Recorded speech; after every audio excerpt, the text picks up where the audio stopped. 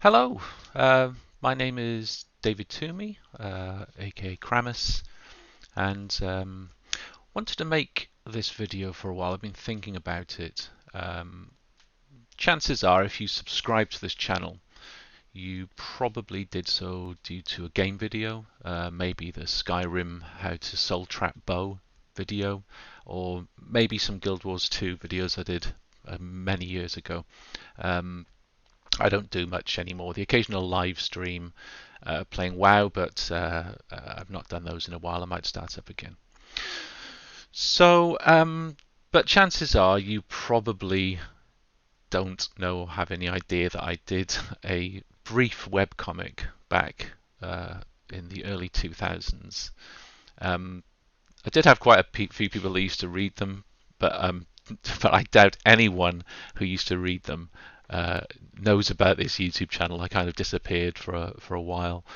Um, if you did read them, great. Maybe you'll find this of interest. If you did come here, if you are a subscriber and you've seen this video and thinking, hang on, this isn't a gaming video. Why am I interested in this? You don't have to be. Mostly doing this for myself. So, about a year ago, I was diagnosed as autistic, and then a few months later, I was also diagnosed with ADHD. And it's quite strange when you are diagnosed like that, and you start thinking back to a lot of points in your life, and thinking, was that probably because of the autism and the ADHD? More than likely, yes. Especially any times you struggled with or had any problems with. So, I don't really have many records of what I was like back in those days, and you kind of reach midlife and you start thinking, what have I done? What have I done with my life at this point? Probably not much. But the only thing I think I did do, which got a little bit of attention, although it was brief, it was very brief, was this comic. So I thought it'd be interesting, at least for me, to look back through the comics I did, because they were kind of a comic journal, like a diary, and it was a bit of a trend at the time. I don't know if it still is, to be honest. Everyone's probably into anime and manga now, but it was a little bit of a niche circuit of people who were making these things. I can't remember who was the starting point for a lot of those people, but I certainly know what the starting point was for me. So back then, by the way, if you want to skip straight to the comics, and me talking about them, I will timestamp everything. If you want to go and look at the comics, they are still on this website, and the URL is emworld, so the letter world. .imachine, eyemachine.co.uk. I'll put the link in the description as well. So and you can look back at those. Some of them are pointless. Some of them are also pointless. Some of them are quite sad, especially later on. It goes through me starting Prozac because I thought I was, and my GP thought I just had depression. And yeah, but I mean, they sort of end on a happy note. So I thought it'd be interesting to look back at those comics with the knowledge I now have about the fact I was autistic and had ADHD. What was I saying? So yeah, I was living in London at this point. It's not exactly where I wanted to be. Prior to that, I lived in Brighton for a couple of years. I was pretty happy down there, but then a lot of people, I think, were losing their jobs due to the dot-com bubble bursting, and I was one of those. I found it very difficult then to find a new job. I think the places are probably inundated with web designers, and that's what my job was. I was a web designer at a games company. And yeah, I ended up out of work for the best part of a year. I had to move out of Brighton because I could no longer afford my rent. But I did get a new job. I had to move back to my parents in South Wales. That's where I'm originally from, and I did get a new job. but I had to move to London. So prior to that, in Brighton, I had a flat of my own, which was great. I had a lot of space, but I knew that there was no way I could afford a flat of my own in London. Even renting, it's just not possible. So I had to move in. I knew I had to move into a house share, which I was sort of dreading, to be honest with you, because I do have a lot of problems socializing. So I did manage to get into a house there with two girls. One of them's from New Zealand, the other one was a Londoner. Um, and yeah, that kind of fell apart. I think they ended up just hating me, and I'll address that as we get into the comic. I now know it's probably because of the autism and the social issues I have. Um, but yeah, I was getting pretty depressed. But I was a comic collector at that time, and there was a comic was a comic artist called James Kochalka, and I don't know if anyone still knows him. He had a little bit of fame for a song because he's also a singer, and he has his own band. And it was a song called Monkey versus Robot, and I think you can look it up on YouTube.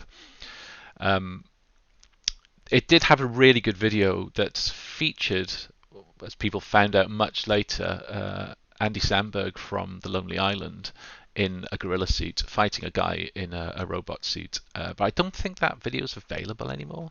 I'm not sure. Um, but he had an accompanying graphic novel called Monkey versus Robot, which was all silent, no speech bubbles in it, and it was just irreverent and weird. And people kind of latched onto it. I think monkeys became a funny thing at the start of the millennium. So it got a little bit of attention. But he had his own web journal. He's an American guy, and it was called American Elf. And every day he did a new comic, 4 panel comic every day, and he kept it up for years. I think I'd stopped reading it, but he was still going after I'd stopped reading, and he's stopped it now. But he did publish them in book form, and they were free. They were just free online. I think he sort of does them occasionally now, but you have to pay for his Patreon.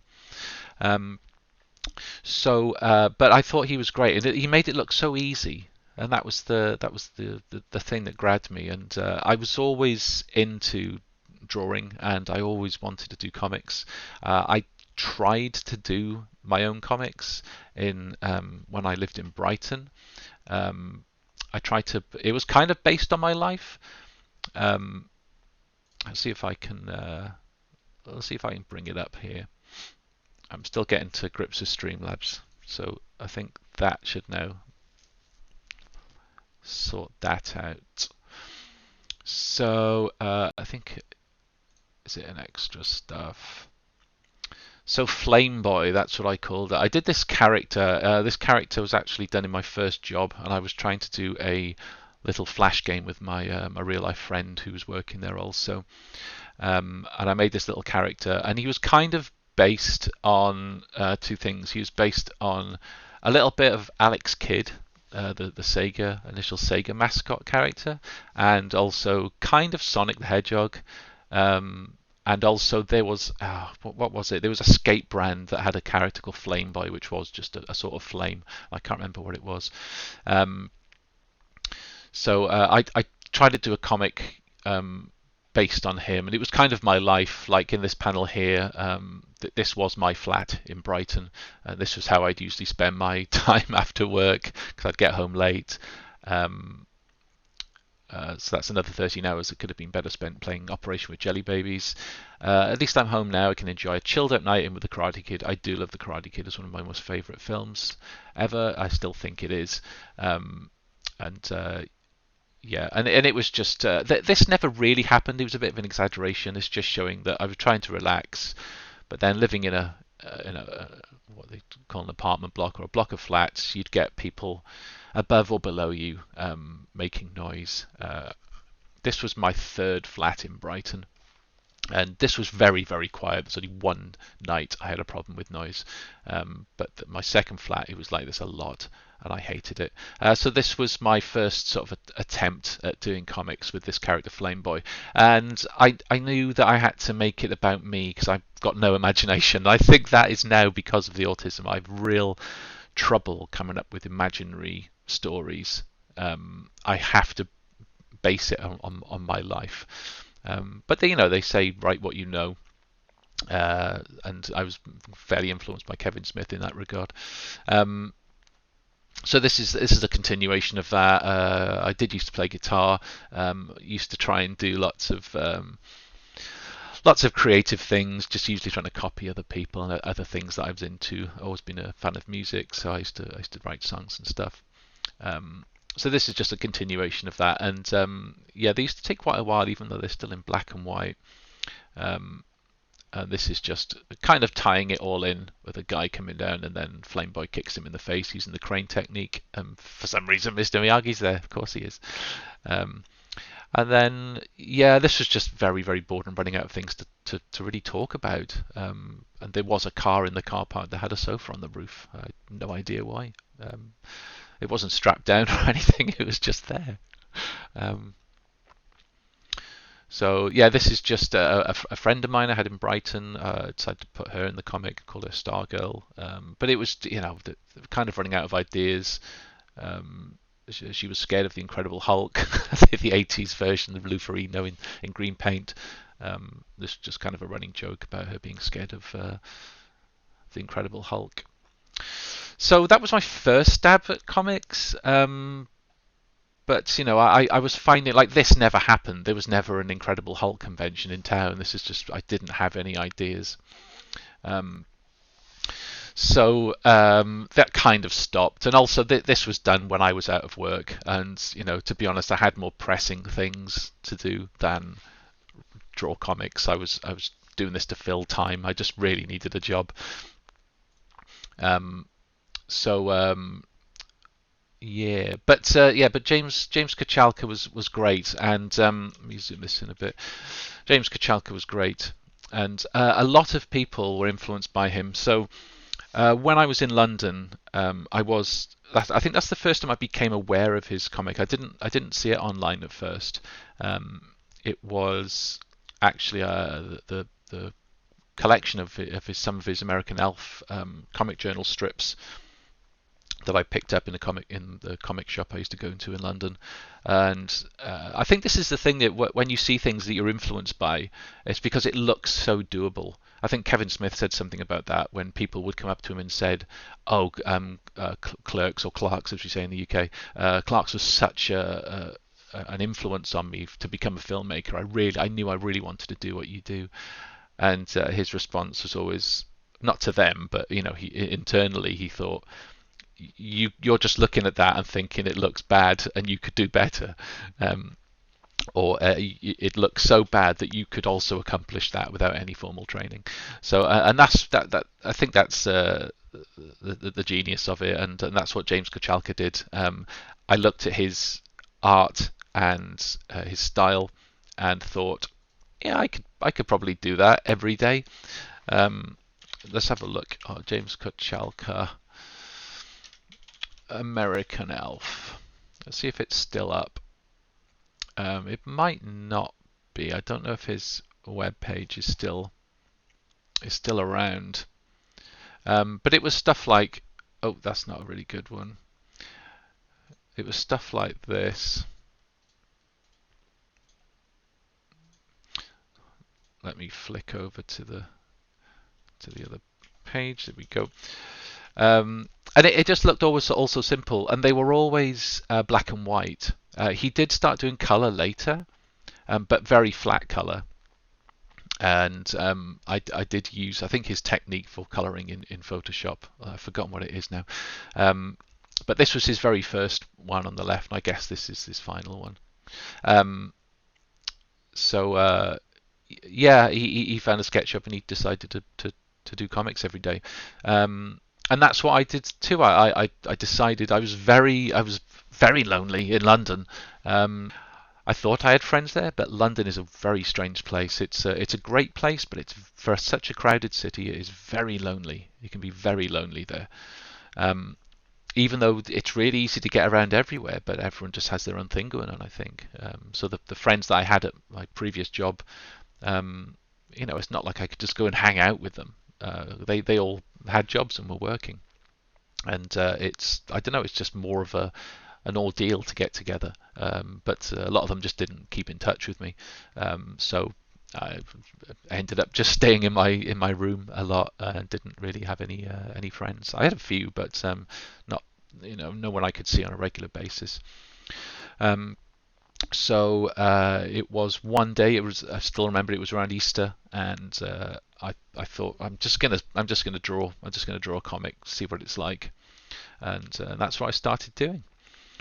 So I might as well just get into it at this point. 15 minutes in, I've probably waffled enough. Um, so if we go here, and I thought what it might be fun to do is if we I could probably show some of the places in London uh, on Google Street Maps. Again, just for myself. If you're not interested in it, don't worry. You've probably stopped watching by now anyway. But I thought I could look at where some of the places were. So there might be a lot of waffling, I'm afraid. But think of it as like a sort of director's commentary for something that you didn't know about and you're not interested in. Okay. um, so let's begin. So I'll talk about some of the people. I won't go into too much detail because I'm sure they wouldn't want to be talked about. But I'll talk as much as I can about some of the thoughts and feelings that went into it. So this was 2003. How old was I? God, I think I was about 26. And I think I've heard that the mid-20s can become very difficult for people who are neurodivergent, especially undiagnosed. You just feel like you are totally out of place in the world. You don't connect with anyone. You're finding the rules very difficult. I'm still learning a lot about autism and ADHD. ADHD was a shock for me. It was because I asked for autism diagnosis because my son is autistic, and I recognize a lot of those traits in myself. So I got in touch with a guy in Australia who could offer diagnosis for autism, and it was when he read I had to write up some words about myself. I ended up writing about 20,000 words. It was probably too much, but I felt it was all relevant and added context, which again is an autistic thing I'm beginning to understand. And he said in that that he felt I was probably ADHD as well because of some of the problems I have with concentration and distraction. Yeah, mid-20s can become very difficult. That's why I think a lot of artists end up with it's a bit dark but kill themselves. There's this thoughts now that Kurt Cobain was probably autistic, and you just feel like the world doesn't understand you. You don't understand the world. What's the point? So yeah, it was around about this age I was starting to feel very lonely and wanted some sort of outlet. So I did start doing this comic. Now I can't remember which point. There was a forum, you see. There was an American Elf forum, James Kochalka's own forum, on the Top Shelf Comics site.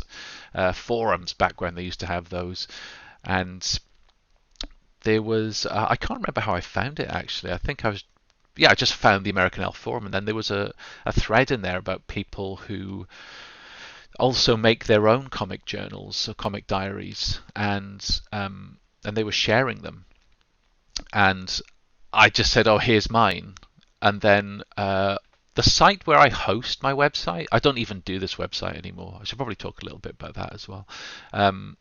They had a way to track the sort of views you were getting every day, and my views kind of shot up, and it showed what specific pages, and then people started to read. I don't think I plugged too much about it. People just found that link and then were just a little bit invested in it, and it's a bit sad these days. You don't really get like a follow count like you do with Twitter or Facebook. So I never really had the true numbers or how many individual people were looking at it. It's just that there were about 100 different views every day, every time a new comic went up. So not a massive amount by these days standards. But this is coming from just one link on an obscure comic forum.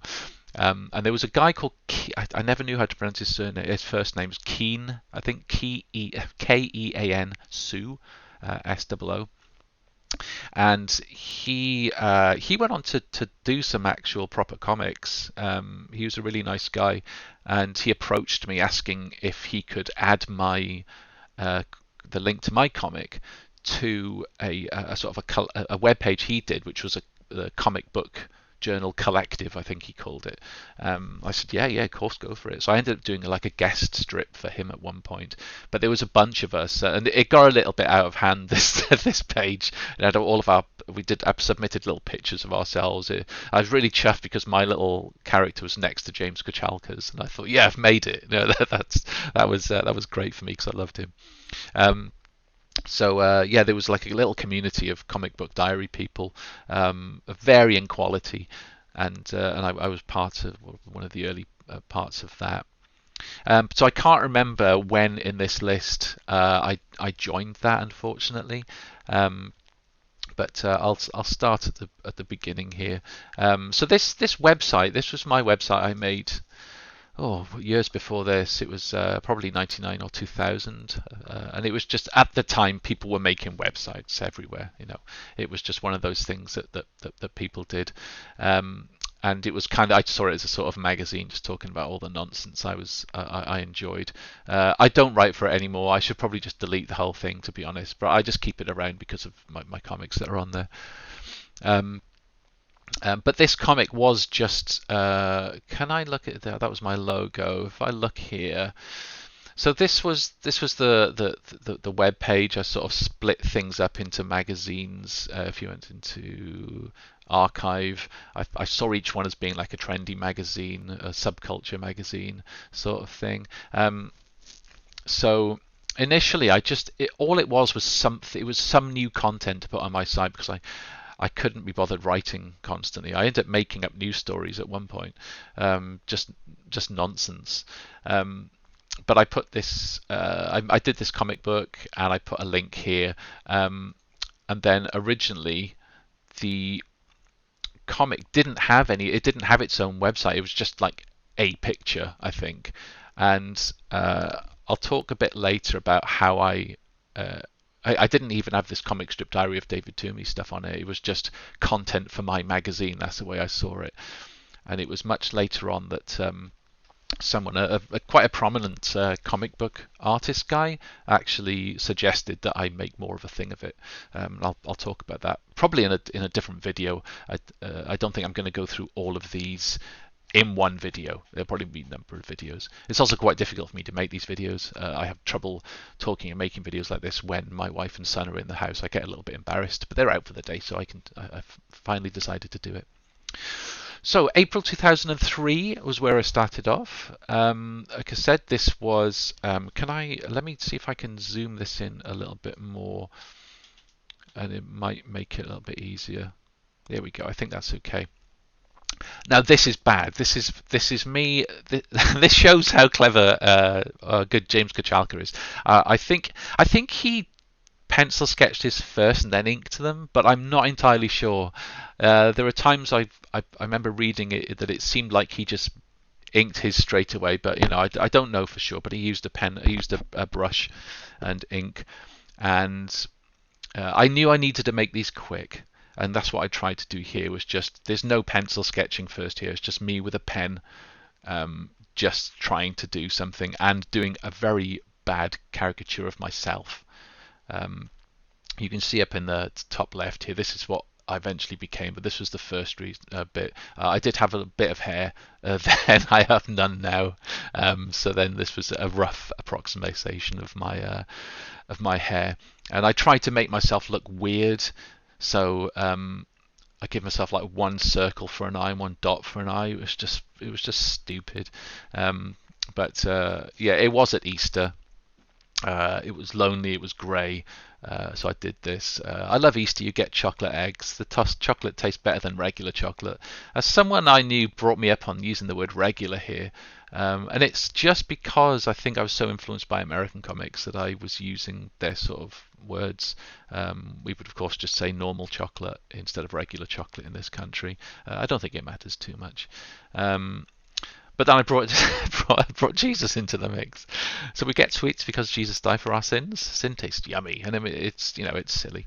But that was the first crack at it. I quite enjoyed doing it, but I knew the art had to improve, and I knew I needed some better equipment. So let's go into the next one. I'll have to make this a bit smaller.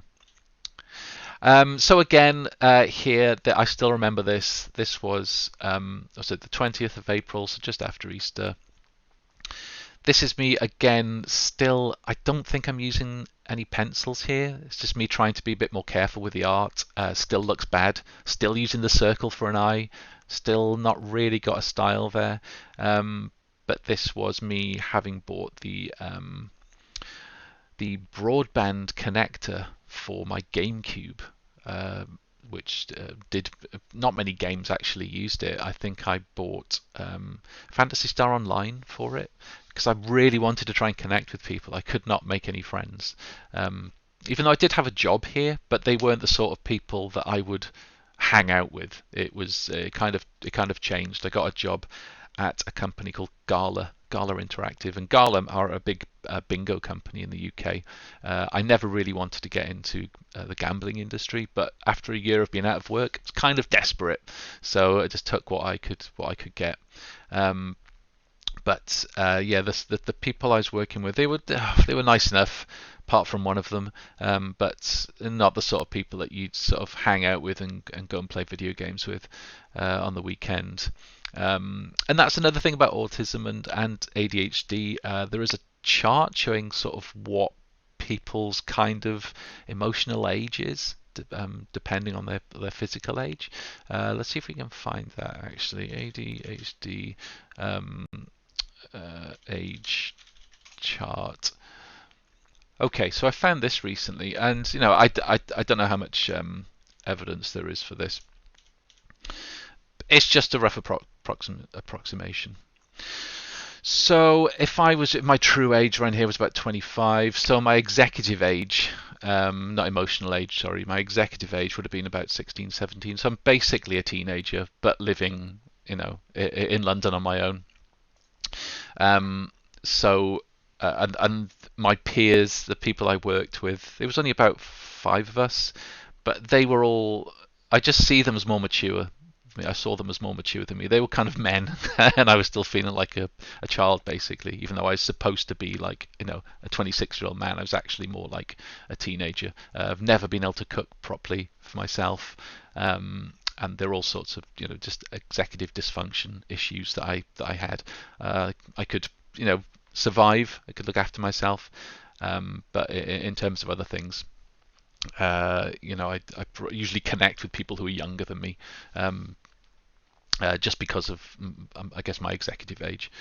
So I was hoping, I had a Gamecube, I loved it. I bought the broadband adapter and Phantasy Star, hoping to try to at least play some games with people online. And I think I got a very early version of broadband from a company in the UK called FreeServe, if anyone remembers those. I don't think they exist anymore. And they provided their own like broadband modem, and I could not work it out at all. I think I managed to. Did I get it working? I don't know. I don't know what I was doing. I was just plugging stuff in. I didn't have a clue about technology back then, so I couldn't get my GameCube connecting. But thought kids probably are fine with it, so my GameCube can't connect. I feel sorry for the kids that want to play online, because I found it so confusing. I thought, if kids just want to get online to play and I can't figure this out, how are they going to figure it out? but they probably are fine with it. It was just me being stupid. So, hey son, you get online? Yeah, I'm running a dual ADSL connection through the 4-port Ethernet router. I don't know what this meant exactly. I think I just picked up on some phrases that my friend who was a bit more tech savvy offered to me. So I couldn't get that working. So on the weekends, I thought all I could think to do myself back then was go into London and go to shops. And I'm still like that now. Unless I've got a specific reason to go somewhere, I rarely go anywhere. I will go out for a walk, but that serves a purpose. But I can't just like meander into town with no direction and no goal. And it was the same back then, and I really struggled. I think this is probably why I struggled a lot. You tell people I live in London, you go, oh wow, there must be so much to see and do. And yeah, but why? I don't want to see or do any of it particularly. So I never used to go and see the touristy things. I only saw touristy things when my parents came to visit. So and even then I wasn't bothered. So we went to see the Tower of London with them, and went on the London Eye with them and things like that. But if it was just me on my own, I'm not going to go on a tour around the Tower of London on my own. It made me feel more lonely than I already am, or already was. So this is what I did. I worked in the week, and then on the weekends, especially on a Saturday, I'd probably go into London, get comics. If I had an excuse or reason to go to any other shops, I'd see that as a bonus. But mostly it would just be comic shop, home, and that was it. And I'd be depressed for the rest of the day. So, and I know that a lot of that is linked to the autism now. So here is me, on the bus. Still not. I think I was using pencils here. You can't see it here because I've managed to Photoshop it out. But around this desk area down here, there's some Tipexing going on, or whiteout if you're American. So I was maybe using pencils, although I think I'm probably still just using pen, some sort of felt pen. So I went into the city today to buy lots of things. I again called it the city because for some reason I was trying to appeal to Americans. I went to the city today to buy lots of things. These dialogues didn't happen. This is me just approximating what it was. Later on in the comic, I start to use actual conversations because I found them funnier. But here's just me trying to get a point across. Have you got an Ethernet modem? Yes, but you can't afford it. And that was fairly. No, the conversation wasn't true, but the predicament was true. I still didn't really know what an Ethernet modem was at that point. I was just told that that's what I needed to ask for, and they cost. I think it was about. This was in a electronic shop, and it was like £90 something, which probably seems fine these days, but that seemed too expensive for me at the time. I still didn't have a lot of money. I'd only just started. I'd only just started my job. I'd only been there about. I started in January, so I was there about 3 months. And on top of rent and everything, I was still trying to make some money. So here, this third panel probably shouldn't be a speech bubble. It should probably just be text like this. But I'm still trying to find my feet here. So I ended up coming down with 2 pens, but I think I only needed 1. That is true. I bought 2 pens, but I don't know why. I can't remember. I can't even remember if they were different pens. I've got to think that maybe they were slightly different nib sizes. But there was a girl that I became friends with later on in the comic. She found this really funny. She referred to this, so that's good. It was meant to be funny. I'm looking glum about it, but I still chuckle at this one. I think it's quite a good punchline. But yeah, so that was going into the city. So what I should probably do actually is show you where I lived. So we're only at the third one. So where I lived was in Coulter Road in London, which is near Hammersmith.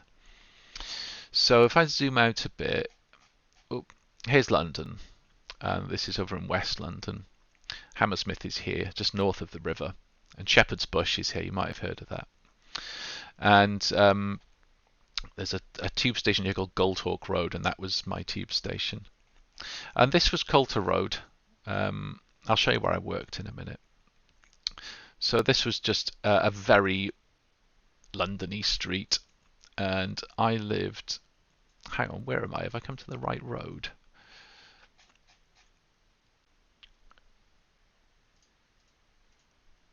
find out where I am here.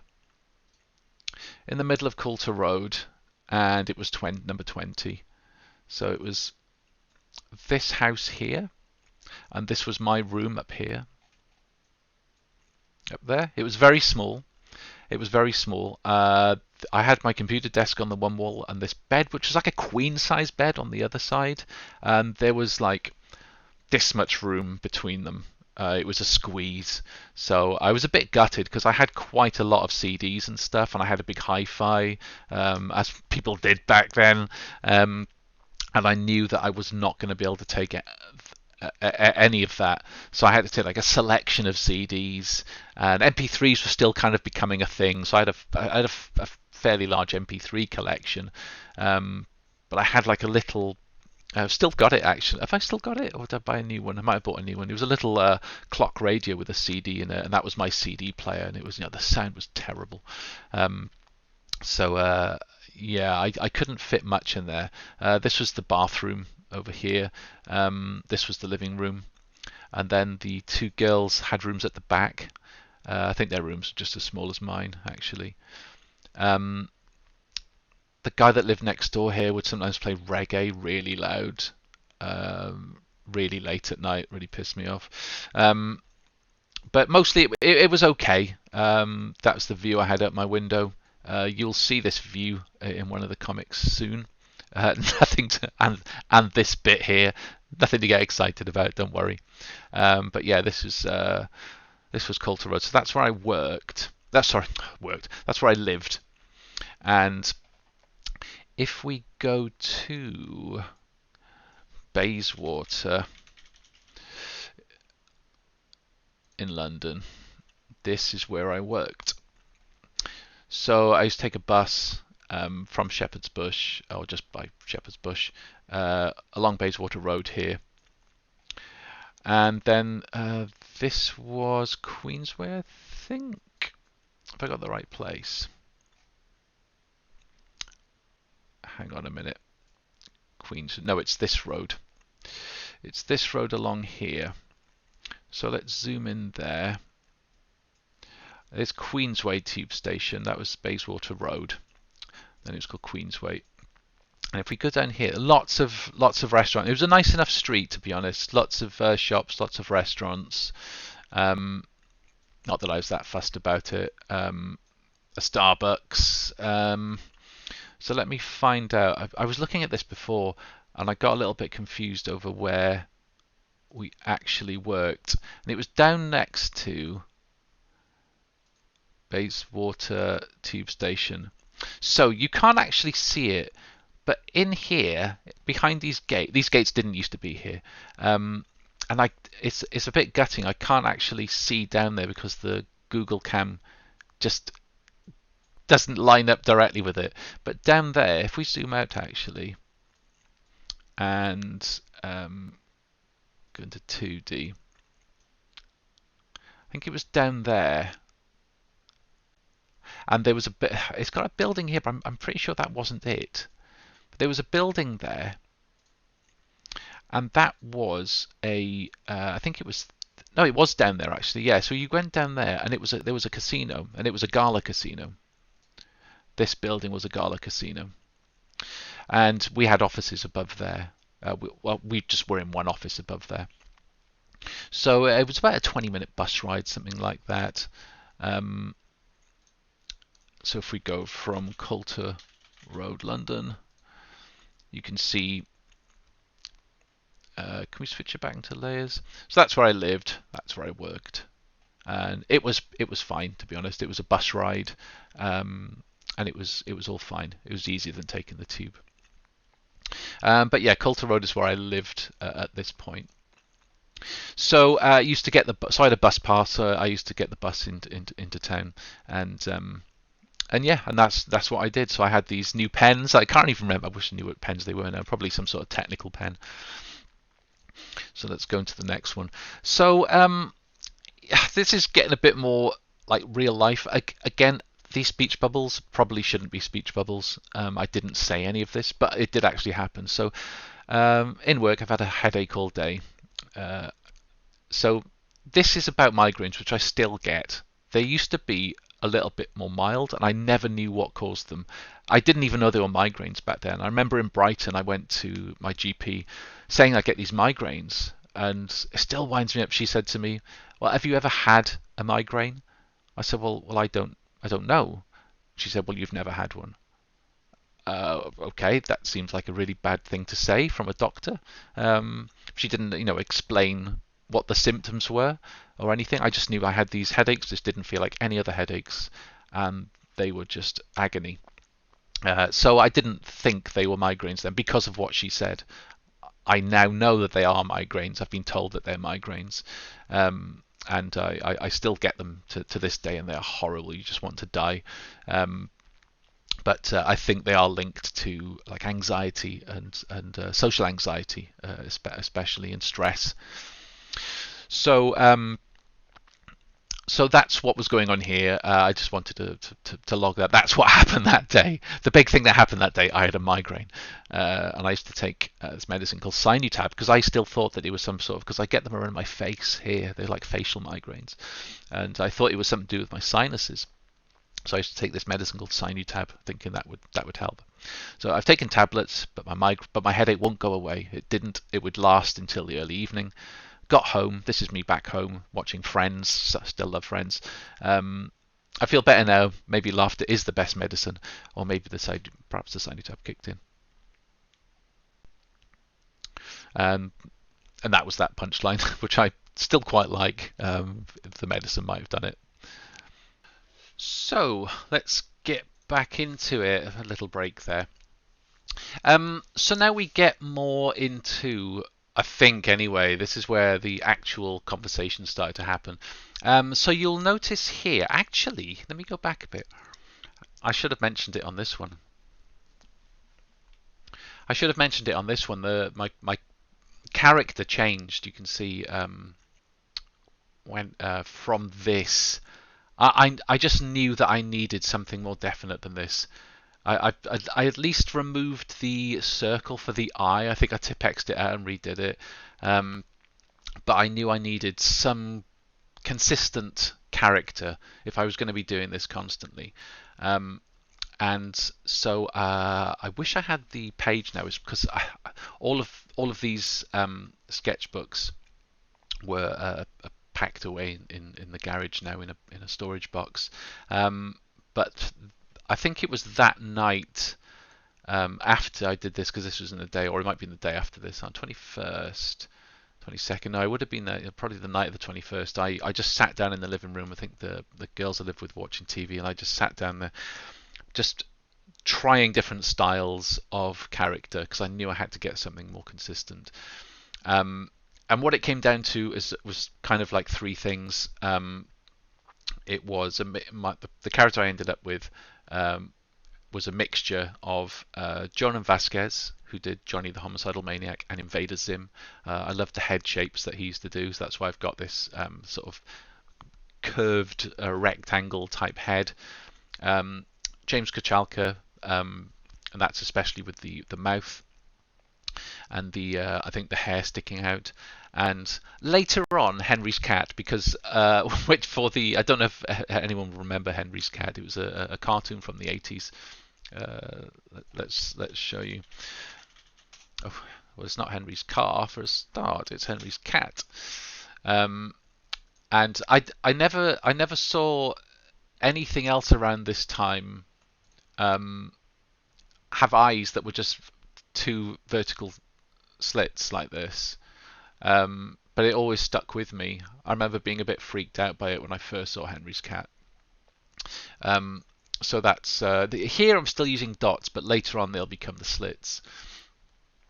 So yeah, this is why I think this comic suddenly feels a little bit more. The quality goes up a little bit. I'm not saying it's great, but it goes up a little bit because I've got a more consistent character to work with instead of trying to freestyle it and do something. And probably started using pencils here. So this pencil sketch first. Once you're happy with that, just go over it with your black marker and then rub all the pencils out, and that was what I did up until the very end. I did try and do proper inking at some point, and I'll get into that later. So so this was an actual conversation. We worked with a company called Virtue Fusion, I think they were called. They were kind of a back end type company, headed up by two posh boys. I think they went to Eton, and this guy was called Al Haig Thomas. He was, he was nice enough. I don't know why I did him as a giant eyeball. He had kind of blonde, spiky hair, and he was quite tall and lanky. And I just liked. I think that's again. I've taken inspiration from James Kochalka because he made a lot of his friends look. He made himself into a little elf, and he made a lot of his friends into weird characters. I think, like his best friend was a dog, and his actual name was Jason, but the dog's name was Jason X12, and in his comics, and some of his other friends, he draws different animals and things like that, and I always really liked that. I did struggle with it on occasion, but that's why I made Al here look just a giant eyeball. It just makes it a more interesting world, doesn't it? And you've got something consistent that people can relate to. This guy here was my boss at the time, called Stuart. He had cool spiky hair. He kind of looks like a sort of flame, or maybe an onion, a spring onion or something. I was still finding my way with him. I don't think he features too much in my comics, to be honest. But Al does pop up again later. But just going over this one, looks like this was a meeting I still remember. It was just going over everything I had to do, and I was like the sole designer there. So it looks like you'll have lots of work to do. He said, yeah.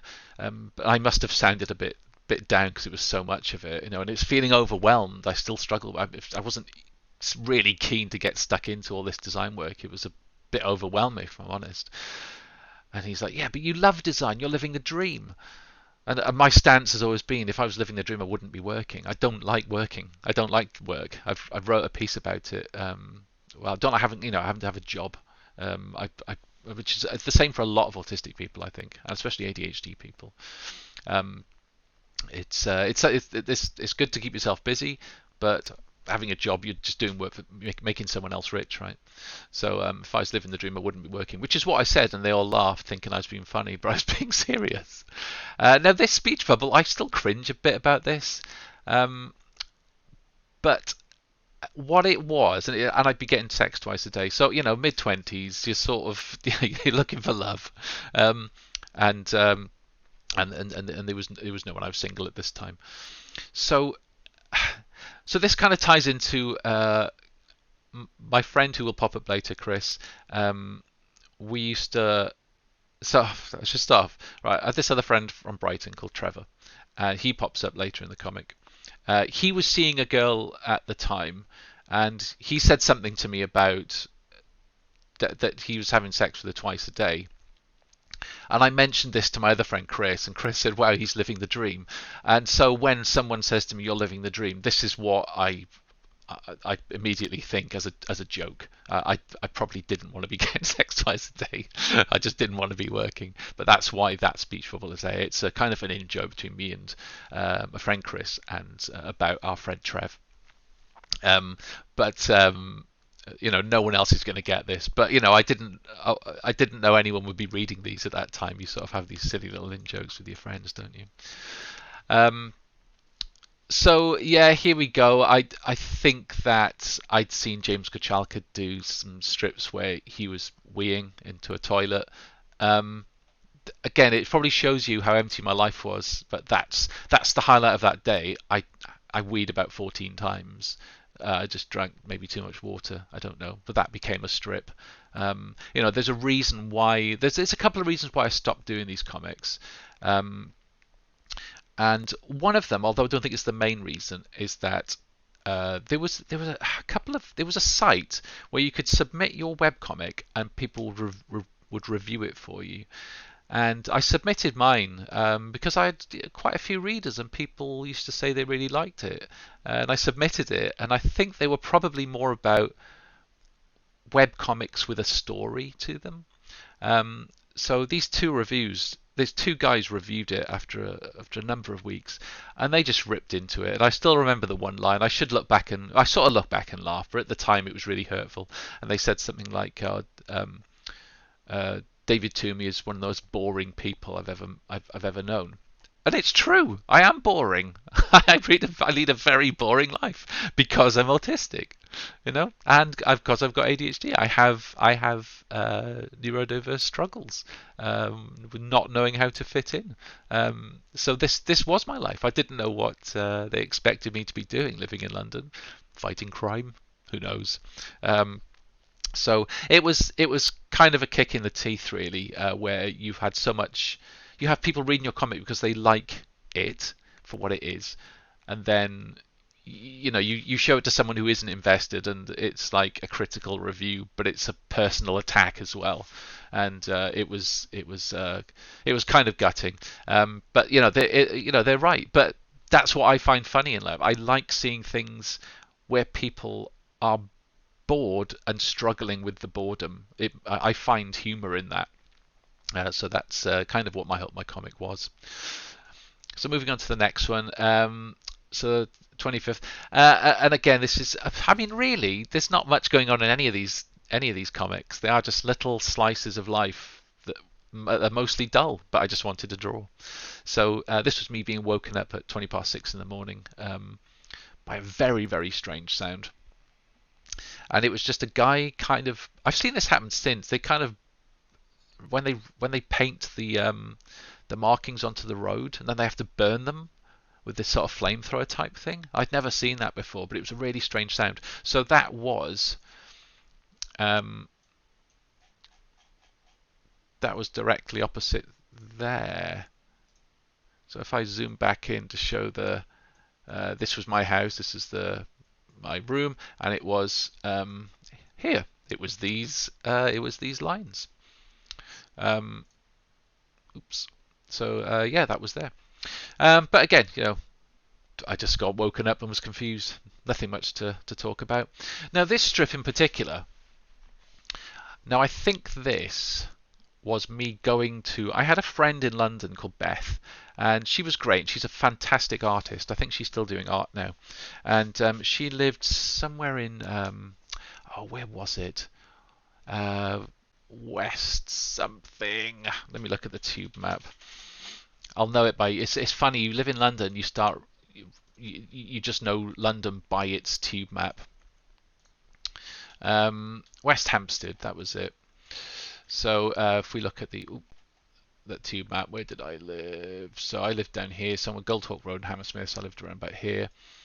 And I think she lived in West Hampstead. So I used to get the tube from Shepherd's Bush here, get the central line to Bond Street, and then north to West Hampstead. Pretty sure that's where she lived anyway.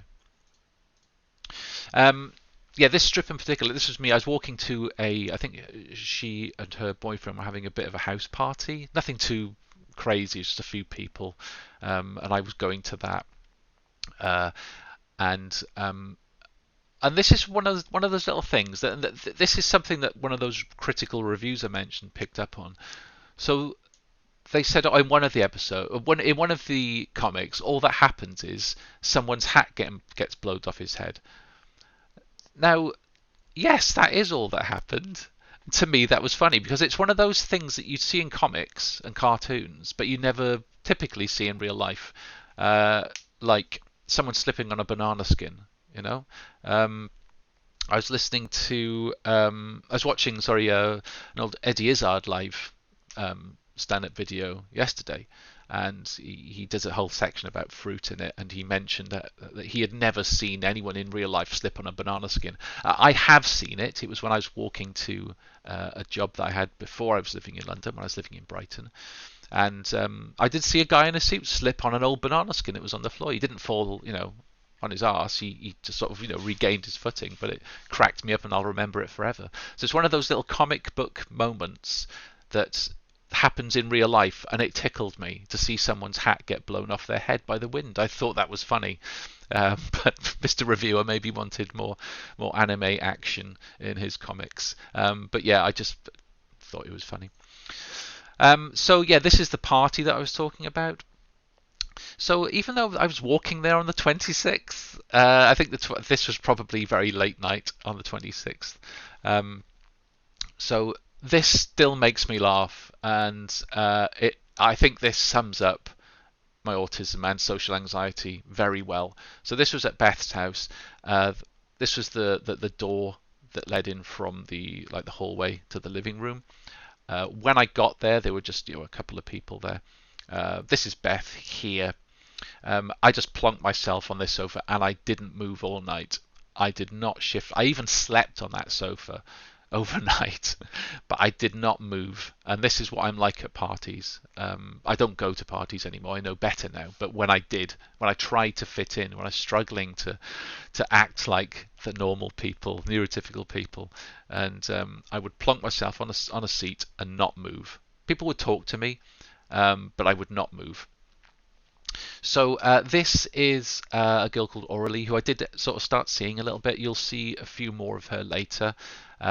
She's French, and she's very that sort of manic pixie girl trope. She's kind of like that.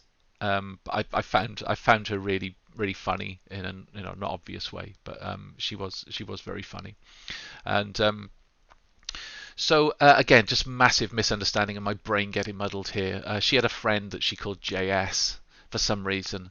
I equated that to Blade Runner and the character JF Sebastian, but I thought it was JS Sebastian in my head.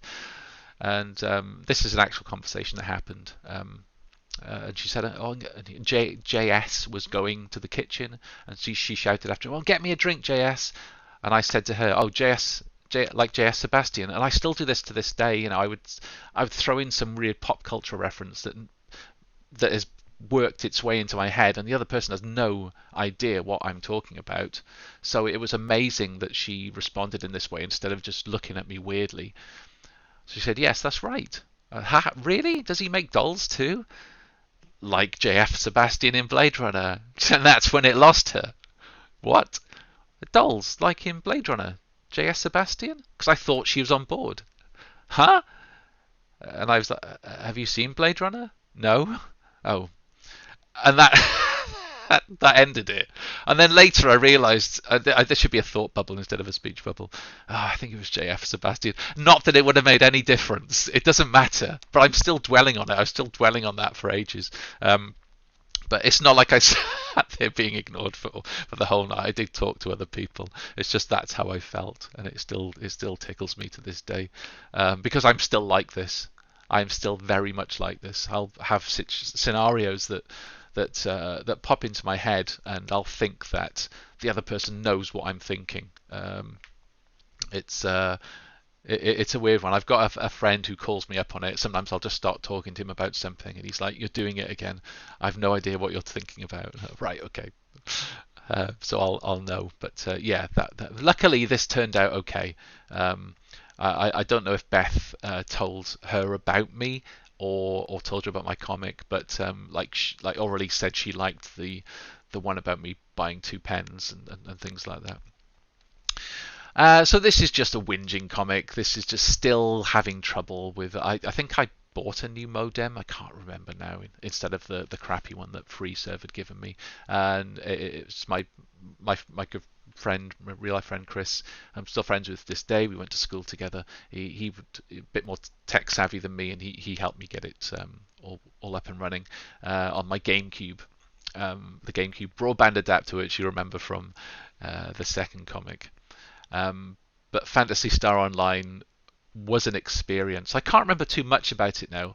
All I remember is not knowing what the hell I was supposed to be doing in it.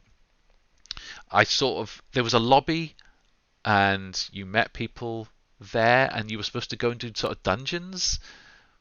But I did one dungeon one night, and I was on my own, but there were no save points, so I was playing till about 2 in the morning because I had to finish it. I don't know. There was one night I managed to get someone to join me in a dungeon, but he was like like say level 20 and I was level 1 and the dungeon was like level 2, and he just steamrolled the whole thing and just left at the end. You know, it was like he thought he was helping me out, and it sucked. I hated it. I didn't play it much after that. It's not the experience I thought it would be. So where are we here? So yeah, I'll just do these two more comics to finish off in April, and then I'll come back and do the others maybe.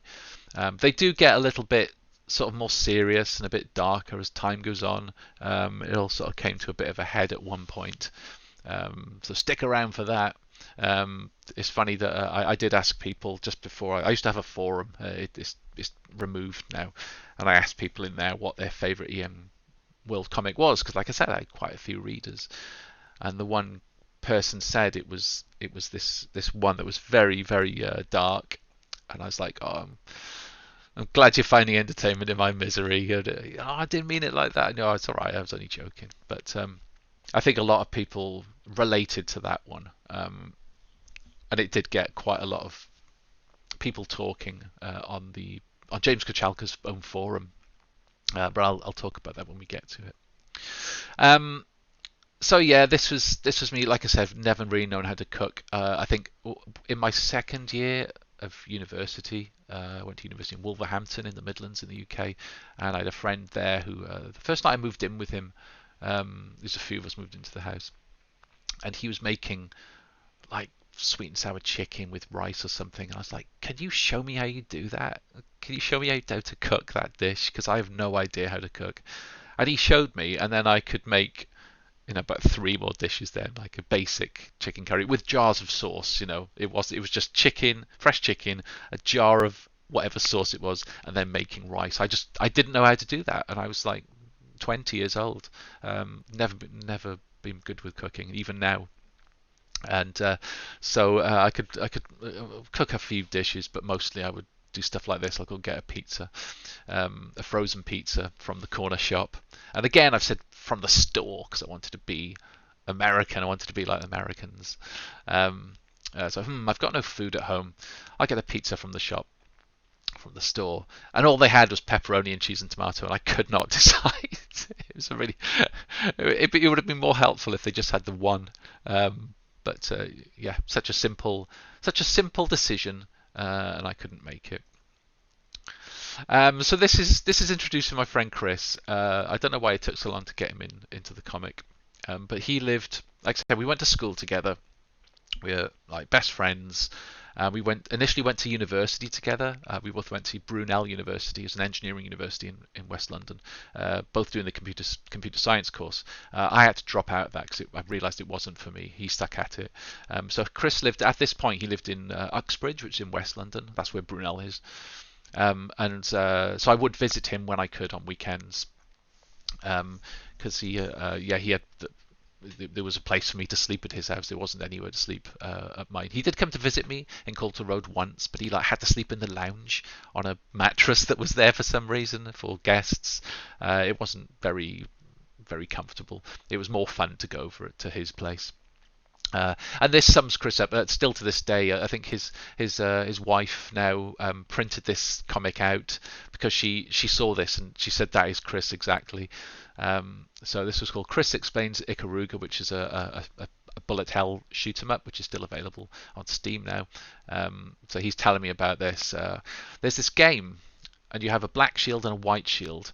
The black shield defends you against black bullets and makes your weapon more effective against white enemies. And the white shield defends you against white bullets, but makes your weapon more effective against black enemies. And I just looked, and this actually happened. I just looked in for a moment. I said, you could have just said and vice versa. This wasn't necessary. But that's Chris. And you'll see him quite a few times later. I did him as a sort of bear. He's a big guy who we've always thought of as a big cuddly bear kind of guy. You'll see here though that I just sort of give him a little sort of animal nose and some fangs. In later ones, I put his ears on top of his head like a bear's. But this was my initial drawing of him. All right, so we'll leave it there for now because I think the next one is May. So So I don't know if anyone is interested in any of that. Probably not. I don't know how to. I think the only people that would be interested are the people that read the comic. I don't know how to get in touch with those people anymore. I don't know if I can put a link on the actual comic page or not. Um, Perhaps you've used this to go to sleep to my very monotone and boring voice. If so, you're welcome. Um, but I will do another video going into the months to come. I might have to split them up as the months got longer. Because I always wanted to do a comic a day, it just wasn't possible. With a full-time job and trying to find your place in this neurotypical world, struggling with relationships and loneliness and depression, sometimes just doing it. This sometimes was my only outlet.